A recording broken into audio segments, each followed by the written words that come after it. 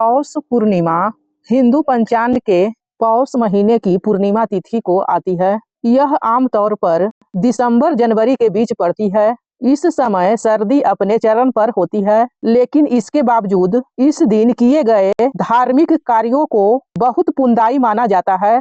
पौष पूर्णिमा का धार्मिक दृष्टि से बहुत बड़ा महत्व है। इस दिन भगवान विष्णु, भगवान शिव और माता लक्ष्मी की विशेष पूजा की जाती है।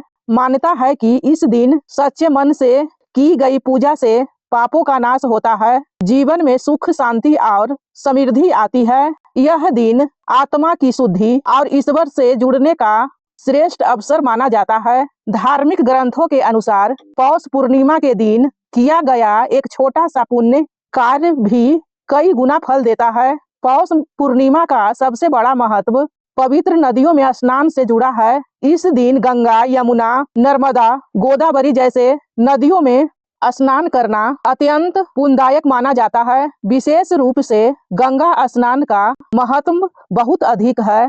मान्यता है कि पौष पूर्णिमा के दिन गंगा स्नान करने से पाप नष्ट होता है, रोग दूर होता है, मन शुद्ध होता है। इस दिन से माघ स्नान की शुरुआत भी होती है, जो माघ महीने तक चलता है।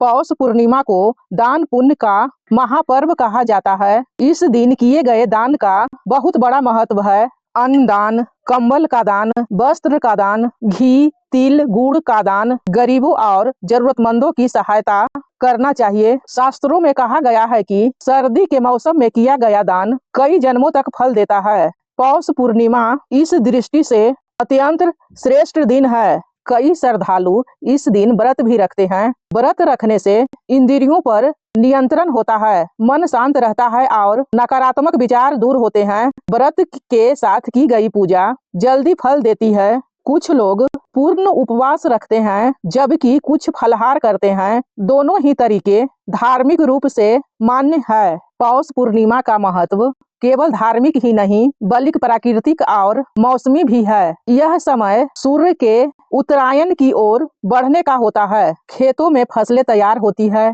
ठंड के कारण शरीर को संयम और अनुशासन की आवश्यकता होती है। इस दिन स्नान, व्रत और सात्विक भोजन से शरीर और मन दोनों स्वस्थ रहते हैं। आध्यात्मिक दृष्टि से पौष पूर्णिमा बहुत महत्वपूर्ण है। ध्यान और जप के लिए यह दिन श्रेष्ठ माना जाता है। इस दिन किया गया मंत्र जाप विशेष फल देता है। आत्मचिंतन और आत्मशुद्धि का यह उत्तम समय है।